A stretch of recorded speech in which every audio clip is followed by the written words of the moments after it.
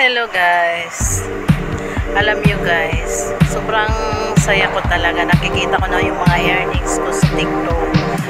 Tiyaga lang talaga guys. Saka libre naman yan eh.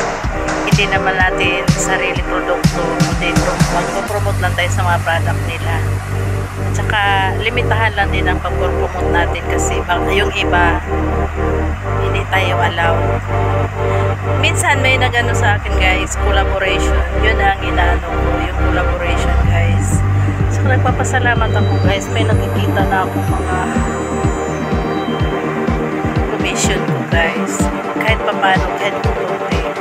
Pagkikita, legit siya. Nakakatulong din. Thank you TikTok.